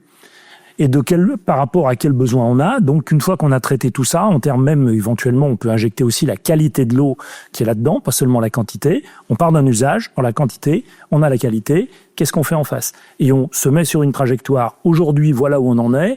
Dans 10 ans, quelle pourrait être la trajectoire climatique? Qu'est-ce qu'on pourrait avoir? Si on fait des prédictions, on s'aperçoit qu'on aura plus de pluie en hiver, moins de pluie en été. Donc, qu'est-ce qu'on fait? Est-ce qu'il faut faire des bassines, par exemple? C'est pas une réponse univoque. On peut pas appliquer la même réponse partout. Mais on part vraiment de ça, et après on met la science. Enfin, presque en même temps. Mais il faut pas que la science et que le besoin de connaissance soit un frein au démarrage de l'action. On peut partir de ces besoins, on peut partir des besoins, mais c'est vrai que dans le domaine qui nous concerne, c'est la végétalisation des villes, c'est aussi des citoyens, c'est les habitants. Alors le besoin des habitants, il est aussi pour demain. C'est-à-dire que c'est pas forcément un besoin d'aujourd'hui. Si on leur explique qu'on va enlever cette route qui leur faisait un joli raccourci pour mettre de la verdure, c'est un besoin aujourd'hui. La question des îlots de chaleur en ville, c'est un besoin d'aujourd'hui. C'est pas un besoin pour demain. Jean-François, vous voulez intervenir? 45 degrés dans les rues d'une ville au mois d'août. Oui, ça fait un besoin. On voit qu'il y a déjà personnes qui quittent les villes. Ça commence déjà. Sur les îlots de chaleur, je pense que il y a ce qu'il faut. On est capable. Oui, on est capable. On est capable. Par contre, et ça rejoint l'urbain. Et un sujet qui a été évoqué aujourd'hui, c'est finalement, est-ce qu'on doit rentrer des espèces allochtones ou en forêt ou dans les forêts urbaines, etc. Et là, il y a un vrai questionnement au sein de la communauté scientifique, des vraies oppositions entre des acteurs type ONF, on va dire le mot, qui prônent l'utilisation d'espèces allochtones, et des scientifiques qui disent attention, il faut pouvoir tout de même évaluer les risques. Et moi-même, je me suis retrouvé dans une réunion régionale ici, avec une ancienne, comment on appelle ça, préfète de région, qui à un moment, par rapport à cette difficulté, a dit on n'a plus le temps d'écouter la science. Il faut y aller. Voilà. Parce qu'il y avait là, personnellement, je suis opposé à cela. Parce que derrière, il y a des vraies questions sur les conséquences de l'utilisation d'espèces allochtones en forêt aujourd'hui pour répondre au devenir des forêts, qu'elles soient urbaines, qu'elles soient normales. Alors, vous savez, quand un architecte rentre dans une ville, il voit la ville à travers son regard d'architecte. Quand un mélomane rentre dans une ville, il écoute les bruits que ça fait. Vous, en tant que personne sur les questions de biodiversité, quand vous rentrez dans une ville, ils sont entrés en débat. Non, je vous disais, pardon, c'est moi, j'enchaîne comme ça, j'aurais pu vous laisser le temps de respirer un petit peu. C'est vrai que quand un architecte rentre dans une ville, il voit la ville avec ses yeux d'architecte. Voilà, on a chacun notre regard de la ville. Vous qui êtes spécialisé dans le domaine de la biodiversité, de la nature, quand vous entrez dans une ville, par quoi on commence, si jamais on veut commencer à remettre un petit peu de nature là-dedans? À votre avis, quelles seraient les premières actions à engager? Ce sont les arbres, c'est plutôt des gros végétaux. Les plantes sauvages ou comment vous disiez, qui s'installent le long des trottoirs, c'est adventices ou les Les adventices, oui, les adventices, c'est vraiment les mauvaises herbes entre guillemets dont on parle spontanées. Mais je disais justement en aparté, là j'ai été piégé par l'aparté que j'avais avec Jean-François. Je disais il faut se méfier de fausses bonnes idées aussi parce que j'étais à Bordeaux et on parlait justement de biodiversité urbaine et comment on pouvait introduire plus de végétation à Bordeaux parce que il fait chaud plutôt en Aquitaine, hein, l'été c'est pas terrible.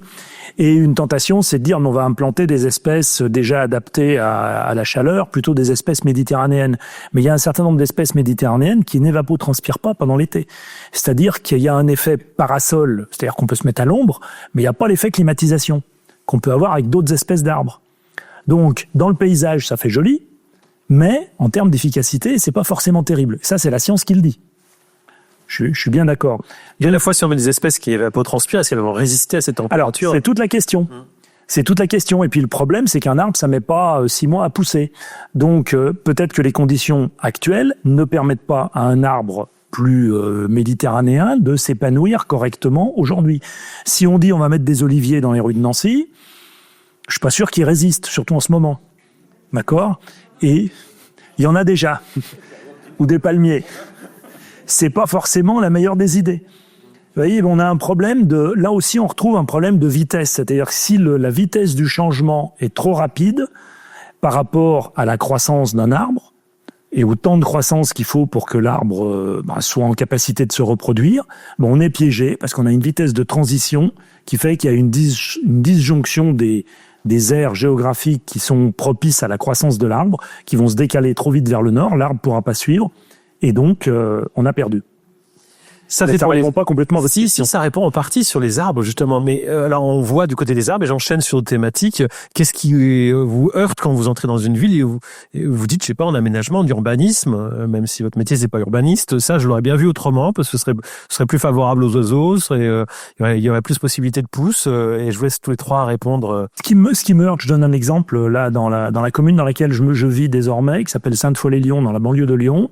La mairie a fait toute une communication autour il y a une petite place, on parle même du village de Sainte-Foy parce que c'est la partie ancienne de la commune qui était dissociée de Lyon avant et maintenant c'est intégré complètement dans la métropole.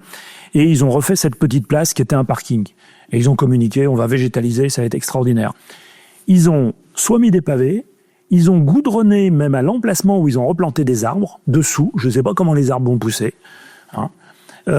Enfin, c'est d'un niveau de minéralité, si le terme existe, qui est absolument fascinant pour rien et pour mettre 2 places ou 3 places de parking pour voiture. Enfin, j'avoue que j'en suis tombé à la renverse. Hein. Alors, c'est plutôt joli, c'est plutôt bien fait, c'est-à-dire que la qualité des pierres, des pavés qu'ils ont mis, c'est esthétique. Mais je me dis, en plein été, ce sont des pierres plutôt claires, ça va être torride ici. Hein. Et c'est pas un problème d'architecte en chef des bâtiments historiques. Hein. C'est pas classé. Hein. Ouais. Donc, on pouvait faire ce qu'on voulait pratiquement. C'est peut-être un problème aussi des prestataires. Et ça me choque. Voilà, pour répondre à des fois des prestataires qui s'engouffrent. C'est vraiment des choses qui me choquent quand j'arrive devant une situation, moi, qui me semble paradoxale, en disant mais la solution adoptée, mais pourquoi ils ont fait ça? Christophe Schwartz. Je voudrais vous faire part d'une expérience personnelle que j'ai vécue ces dernières semaines parce que dans la rue où j'habite, dans une des communes de la métropole, ici à Nancy, il y a un projet de réhabilitation complète de la rue sur 2 ans. C'est un chantier considérable. Et donc, réunion publique avec les élus, les services techniques de la métropole, etc. Et bien sûr, les citoyens, mes voisins et moi et d'autres, qui viennent. Et là où j'ai été, même pas surpris, c'est que finalement les aménageurs, la ville, les services techniques, ceux qui vont faire étaient beaucoup plus ambitieux que les citoyens. Et ce qui m'a déçu finalement, parce que la proposition qui était faite, il y a des scénarios qui privilégiaient moins de places de stationnement, plus d'arbres, des tranchées de plantation et pas que des fosses, enfin quelque chose qui pour moi était, de mon point de vue, évidemment, j'allais dire, je suis un peu partie prenante et puis un peu tordu par rapport à ça, par rapport à d'autres voisins que j'ai. Moi, ça me paraissait évident de faire comme ça. Et ce qui est sorti majoritairement dans les débats, je caricature un peu quand même, mais ce qui est sorti majoritairement dans les débats, c'est on veut des places de stationnement. parce qu'on a 2 véhicules par ménage, on n'a pas de garage, et il faut qu'on arrive à vider notre coffre quand on revient du supermarché le plus proche possible de chez nous. Et quand moi, à un moment donné, je dis oui, mais on se projette dans 30 ans, dans 40 ans, parce que un chantier comme ça, on le refera pas tous les 10 ans. Vous imaginez que on risque d'avoir un peu chaud, que l'eau s'infiltre pas super bien, etc., etc. Mais oui, mais il y a déjà tellement de végétation autour de nous. Est-ce qu'il faut qu'on en mette plus? Mais ça, c'est pas l'urbaniste, c'est pas l'architecte, c'est pas les services de la ville, c'est le citoyen. C'est la culture. Et c'est la culture, voilà. Dont Et c'est on hérite aussi. et c'est la vision très personnelle, hein, se dire c'est parce que il me faut ma place de stationnement. C'est la bagnole, c'est la mobilité. Finalement, on revient à des questions de mobilité. Donc, moi, je pense que là où il y a le plus de boulot à faire, mais ça prend du temps et c'est incompressible. C'est éducation-formation pour que celles et ceux qui habitent la ville demain et qui seront d'ailleurs les élus dans la ville aussi. Ne voient plus la ville comme on la voit nous, ou comme les voient nos contemporains directs, là, qui ont nos âges, etc. Et là, je pense qu'il y a un vrai boulot à faire, un vrai boulot éducation-formation. Mais donc ça veut dire déjà dans cette intervention qu'on peut pas faire la végétalisation de la ville sans penser à la mobilité. C'est qu'il y a vraiment une interconnexion des deux. Parce que la mobilité, c'est parking, c'est... Et puis je me permettrai juste un commentaire supplémentaire, mais ça vous surprendra pas venant de ma part, c'est que on ne peut pas voir la végétalisation de la ville sans parler de sol. Parce que bien sûr, on peut toujours s'en accommoder. La durée de vie moyenne d'un arbre urbain, Loïc, tu le connais peut-être, moi j'ai en tête 12 ans, et avec un coût de remise en place d'un arbre qui est considérable.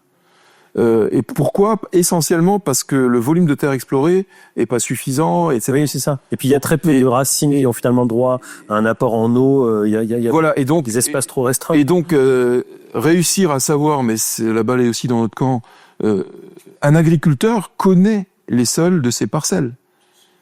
Un maire d'une commune ne connaît pas les sols de ses parcelles. Là-dessus, on peut quand même peut-être le préciser, mais je pense que les personnes le savent. Sur un sol agricole, on prend 1 ou 2 mesures du champ, on a à peu près une idée de comment est le terrain. Bon, dans une ville, c'est quand même très oui, mais ça, c'est varié. C'est à 1 mètre près, on va avoir un sol total. Oui, et on peut toujours se réfugier derrière ça, comme tu le fais. Mais je suis convaincu alors encore une fois, c'est aussi à nous de le faire, mais on avance là-dessus. Et je pense qu'on peut faire. On a réussi à proposer une cartographie de l'implantation des technosols sur toute l'aire urbaine de Paris. On l'a fait en 2 ans et ça peut quand même aider, même si c'est pas dans le détail.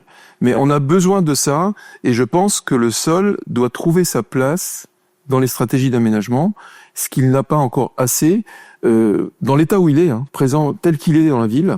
Et bien sûr, moi je l'ai évoqué tout à l'heure, on peut aussi mettre en œuvre du génie pédologique, mais il faut pas non plus qu'on laisse tout au génie pédologique parce que ce génie pédologique, il va mobiliser des ressources, de l'énergie, des moyens. On peut le faire ponctuellement, mais on va pas le faire partout. D'accord. Jean-François Sylvain. Pour répondre à ta question initiale, qu'est-ce qui me choque un peu? Bon, c'est vrai que quand je mets ma voiture justement au parking Saint-Léon et que je sors de l'autre côté, ce qui me choque ou ce qui m'interroge, c'est un peu les tentatives désespérées d'arriver à, non pas verdir, mais à atténuer la fameuse dalle qui est au-dessus du parking de la gare, où là, il y a en ce moment des choses qui se construisent. On se demande ce que c'est exactement. Donc, alors je comprends que c'est une difficulté majeure. C'est sûr que pour faire pousser quelque chose, on a la difficulté. Et de la même façon, je m'interroge, mais c'est pas obligatoirement une critique, sur la durabilité et le devenir de ce qui est implanté sur la place Stanislas, le jardin provisoire. C'est-à-dire que ces plantes qui sont mises là, c'est très beau. Mais ça devient quoi après? Alors Christophe Schwarz, je crois que... Voilà. Oui, on l'a dit. Bon, charde de l'anonymat. Donc, Loïc Delagneau, je travaille à la direction écologie nature à la ville de Nancy. Donc, il y a plein de sujets abordés aujourd'hui sur Nancy. Enfin, bref, on pourrait en parler des heures. Je réagis sur votre dernière question sur le jardin éphémère. Les plantes sont produites pour aller sur ce jardin, et à l'issue, c'est souvent des plantes annuelles qui sont produites, et à l'issue, celles qui sont annuelles ne sont pas réutilisées ou réutilisées en compost. Celles qui peuvent être conservées dans les serres le sont, et systématiquement l'ensemble des arbres sont plantés ensuite en pleine terre et sont tout ce qui est acquis, et on n'achète pas uniquement pour ce projet, on se projette tout de suite dans la réutilisation aussi bien des végétaux que des matériaux. D'accord, merci. Mais c'est vrai que ça serait bien peut-être de l'indiquer. Parce que justement, il y a des questions qui sont remontées. Alors, je vous invite à participer aux nombreuses balades, visites qu'on organise. Ce jardin éphémère, effectivement, il part il peut être choquant. On peut pas faire de la sensibilisation sur la place Stanislas à zéro coût écologique. On a déjà fait notre bilan carbone sur cette manifestation, et encore une fois, on est très précautionneux et on essaie de faire vraiment attention. En revanche, sur cette place Stanislas, on touche 600 000 visiteurs. 600 000 visiteurs qui entendent un discours écologique, parce qu'il faut lire les panneaux. On a fait, ça doit être le 22e cette année, je crois, et on a fait des gros progrès justement dans le narratif, dans les messages qu'on transmet. Je vous cache pas qu'au début, c'était une petite commémoration, c'était très esthétique.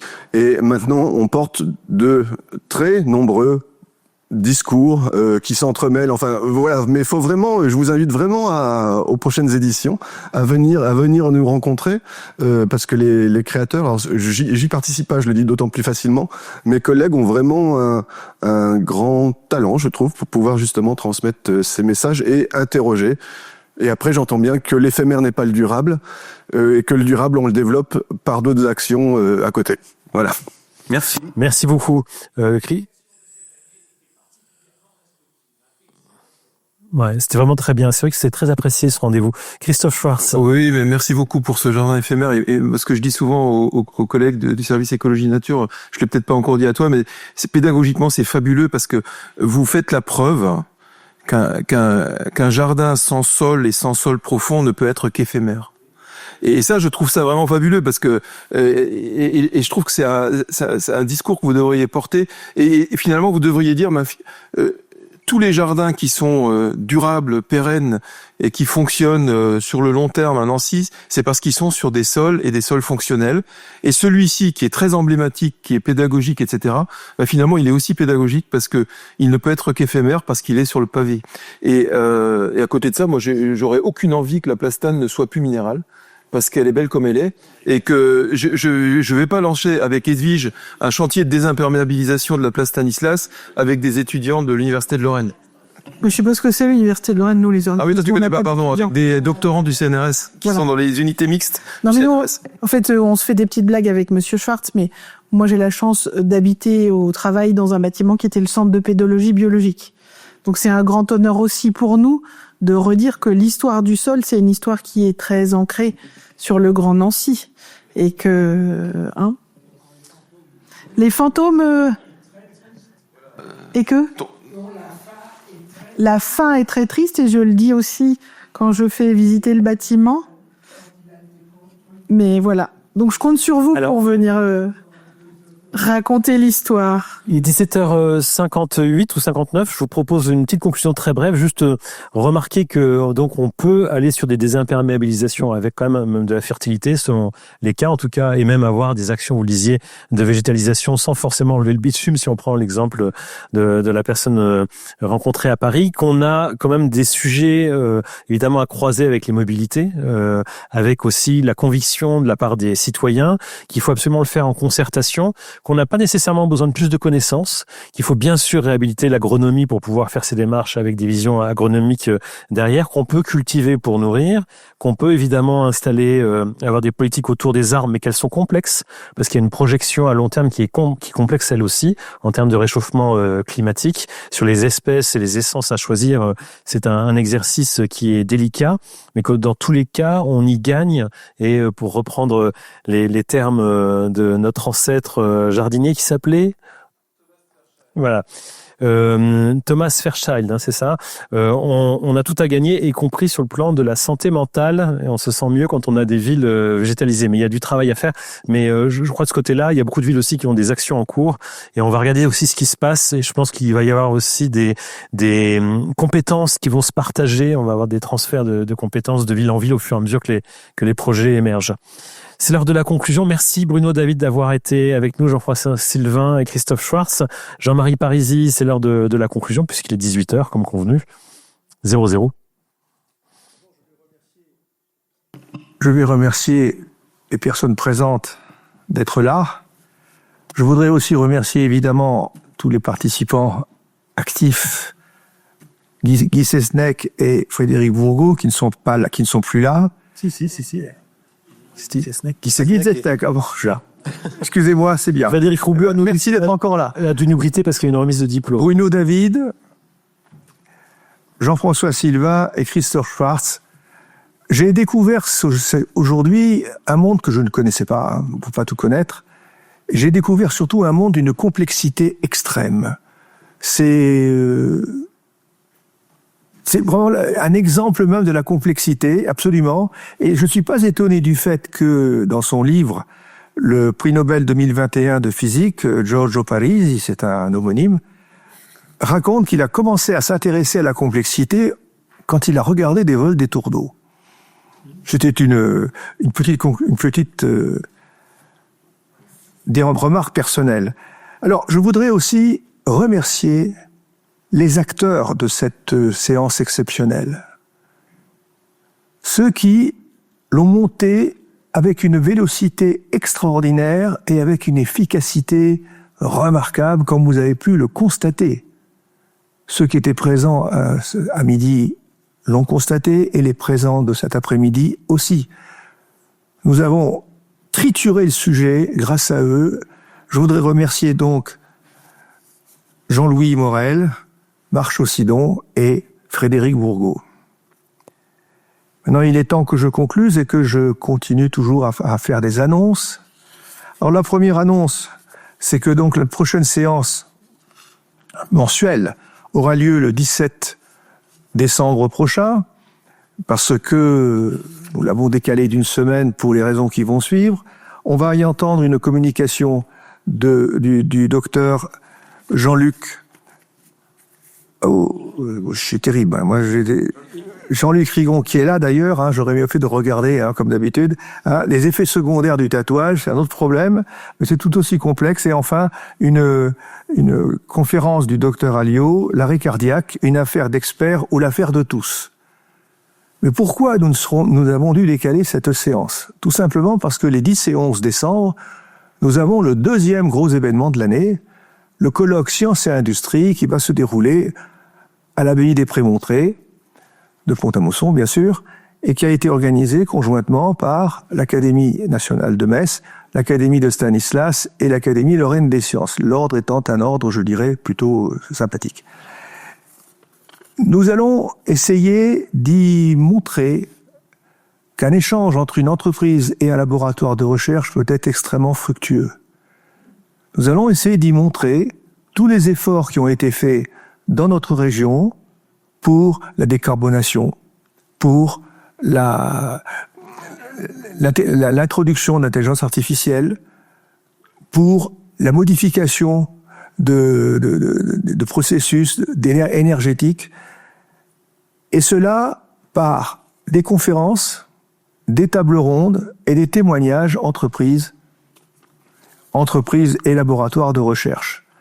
Ce fut un travail pour mon équipe assez lourd, et j'aurai l'occasion de remercier nominément tous ceux qui y ont participé. Pour ce colloque, c'est simple. Vous allez sur le site de l'ALS. C'est assez facile d'y aller, il suffit de taper ALS, pour moi ça marche. Hein. Et maintenant, ils savent que je tape ALS pour Académie Lorraine des Sciences. Si ça marche pas comme ça, vous tapez Académie Lorraine des Sciences. Et sur la page d'accueil, vous allez trouver l'annonce. Et avec l'annonce, vous aurez toutes les précisions nécessaires, le programme, les inscriptions, les modalités d'inscription. Il y a de la place, notamment pour les 2 jours, parce que nous avons à peu près un amphi qui est modulable. Et pour le moment, nous avons réservé 150 places, mais ça peut être plus si vous venez tous. Hein, ce que j'espère, et nous vous accueillerons avec le plus grand plaisir. Alors, je vous donne rendez-vous le 10 et le 11 à Pont-à-Mousson, et le 17 dans cette même salle. Merci infiniment, vous êtes libres.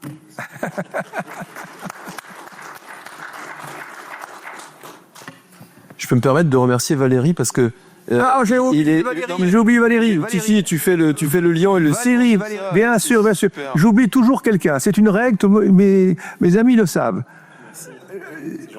Valérie a fait un travail extraordinaire et je crois que la prochaine fois que nous allons monter un événement de ce genre, on va continuer à le solliciter. Merci encore Valérie, on va l'applaudir. Très fort. Merci.